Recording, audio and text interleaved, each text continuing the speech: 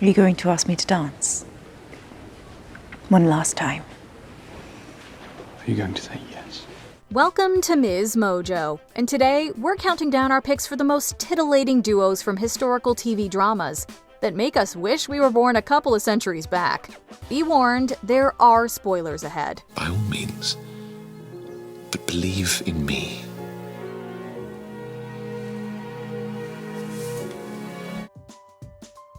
Number 10. Tim Laughlin and Hawk Fuller, fellow travelers. If you Google right person, wrong time, this is the couple that shows up. Tim and Hawk fall in love during the tumultuous McCarthy era, smack dab in the middle of the Lavender Scare.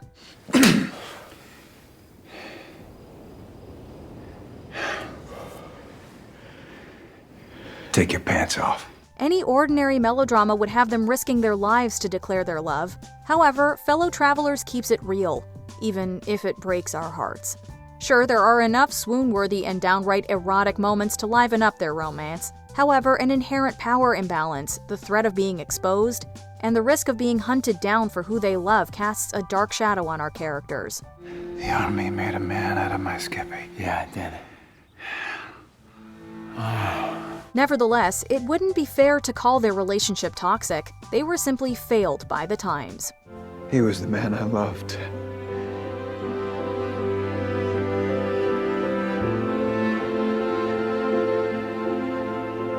Number 9. Julio Olmedo and Alicia Alarcón, Gran Hotel. Set in a quaint fictional Spanish town in the early 20th century, this love story hits all the right spots for fans of classics. Ha sido un placer. Igualmente.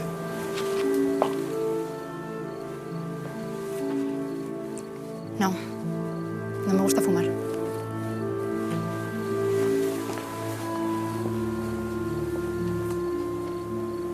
The action unfolds in the eponymous hotel, where our hero, a working-class man, sets out to find his missing sister.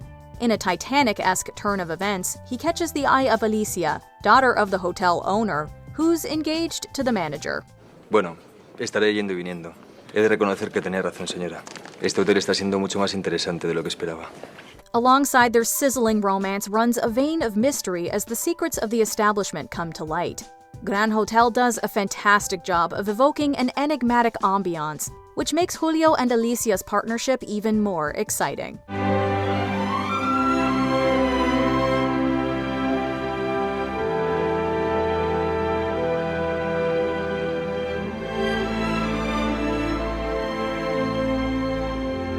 Number 8. John Thornton and Margaret Hale, North and South.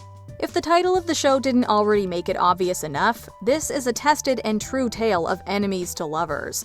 I'm afraid Miss Hale and I met under less than pleasant circumstances. I had to dismiss a worker for smoking in the sorting room. I saw you beat a defenseless man who was not your equal. Margaret. No, she's right. Margaret comes from the sweet, sweet South and is disillusioned by the cold North, where John lives. She harbors all sorts of prejudices against him, until each one is shed, gently but surely. You think that because you are rich, and my father is in reduced circumstances, that you can have me for your possession?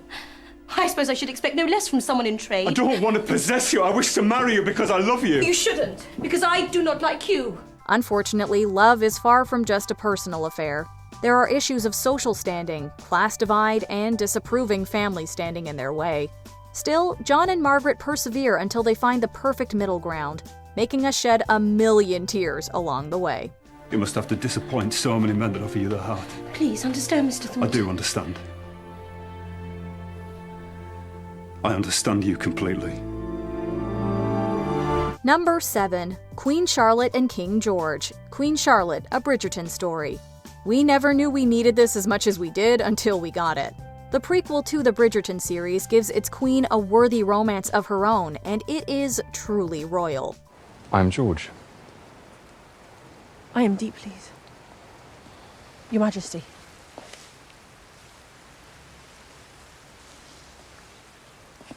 Our heroine is Charlotte, who's far from impressed about being spoken for, even if it's the King of England she's marrying. Once she meets King George, equal parts charming and visually pleasing, she has a quick change of heart. Allow me to show you where my mind has been. It might not make you forgive me, but it might make you hate me a little bit less. While their physical chemistry is effervescent and colorful, it is how they stick by each other during tough times that makes the show memorable. She's an unwavering pillar of support for him as he struggles with his mental health, and ultimately becomes his saving grace. Can they get any cuter? From the moment I saw you trying to go over the wall, I have loved you desperately. I cannot breathe when you are not near. I love you, Charlotte. My heart calls your name.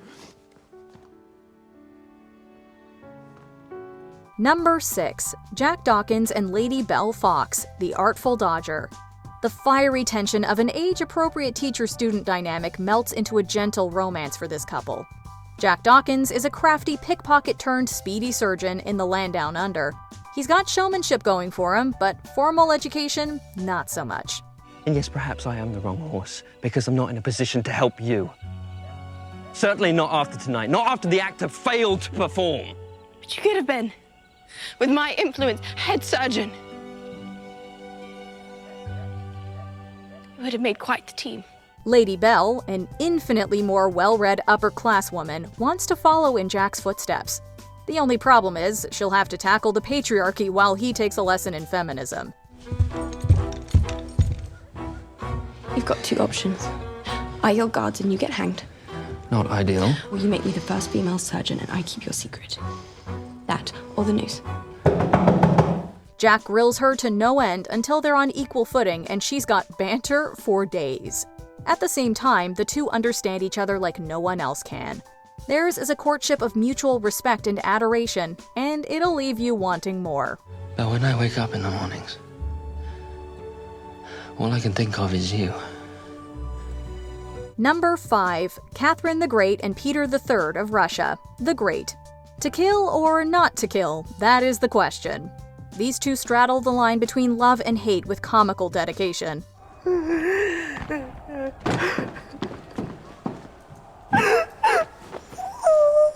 Catherine wants to reform Russia and enlighten her subjects, whereas Peter has baser desires.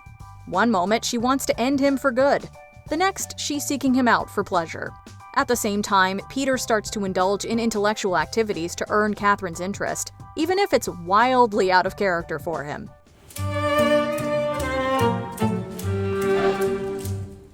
Enough. They spend most of the episodes figuring out their feelings.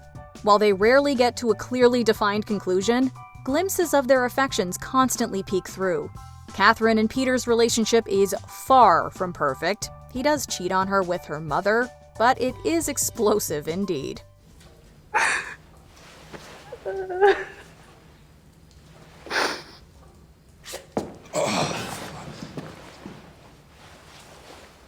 Number 4. Kate Sharma and Anthony Bridgerton, Bridgerton. This duo is the poster child of yearning.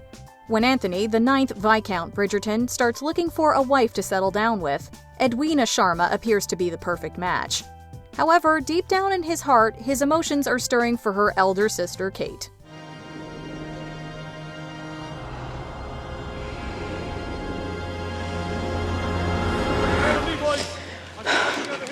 A forbidden romance blooms against all odds, leaving them endlessly pining for each other. I love you. I've loved you from the moment we raced each other in that park. I've loved you at every dance, on every walk, every time we've been together and every time we've been apart. You do not have to accept it, you do not have to embrace it, or even allow it, knowing you probably will not, but you must know it. In your heart. When together, they can't keep their hands to themselves. When apart, they exchange the sultriest glances from across the room. Finally, they can't take it anymore and reveal their feelings, although it was never much of a secret to most discerning eyes around them anyway. We're looking at you, Daphne. And you must be Miss Edwina.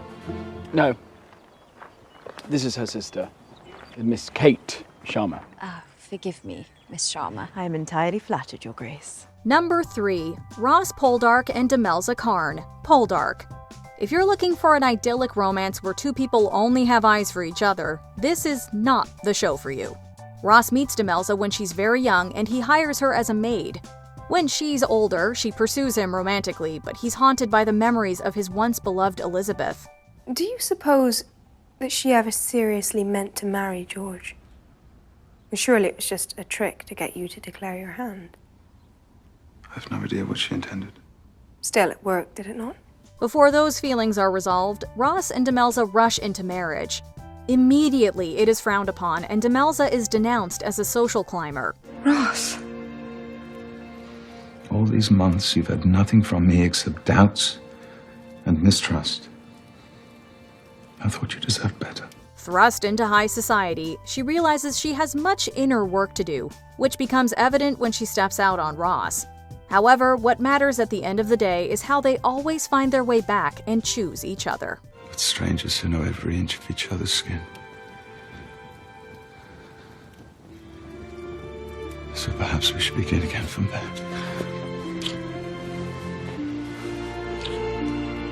Number 2. Lady Mary and Matthew Crawley, Downton Abbey. Character development is the name of the game for this relationship. When Matthew first meets Mary, she has no plans of getting off her high horse. Even though she's not going to inherit her family estate, she still has the arrogance of aristocracy. Oh, Matthew, what am I always telling you? You must pay no attention to the things I say.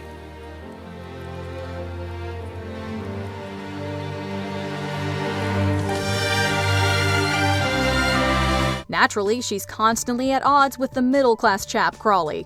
He, however, is utterly smitten with her. They strike up a genuine friendship, which slowly transforms into much more. You know, Cousin Violet came to me and told me to marry you When was this? a while ago.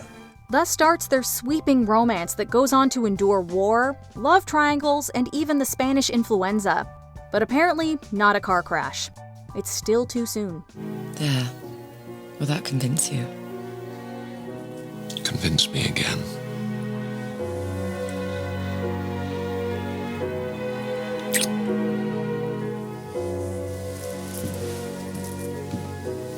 Before we continue, be sure to subscribe to our channel and ring the bell to get notified about our latest videos. You have the option to be notified for occasional videos or all of them. If you're on your phone, make sure you go into your settings and switch on notifications. Number 1. Claire Randall and Jamie Fraser, Outlander. This show lasted over a decade, all thanks to its indomitable central romance.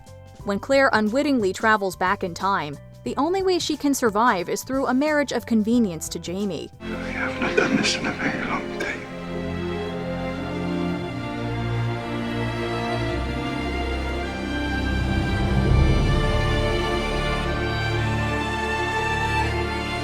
Yes, she was technically cheating on her actual husband, but he wasn't a saint either. As time goes by, Claire grows attached to Jamie, realizing he's the love of her life. She decides to stand by him, come hell or high water, and can't move on when she goes back to her original life.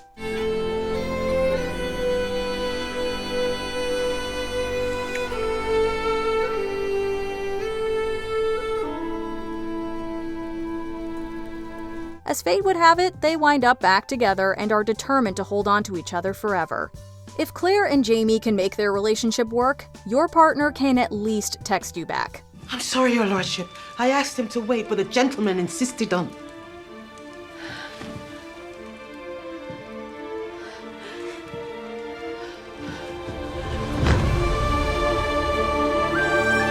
Which of these couples are peak relationship goals? Let us know in the comments. Soft hands.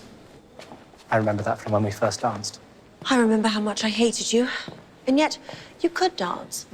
Killing, dancing, eating. My many talents. Do you agree with our picks? Check out this other recent clip from MsMojo.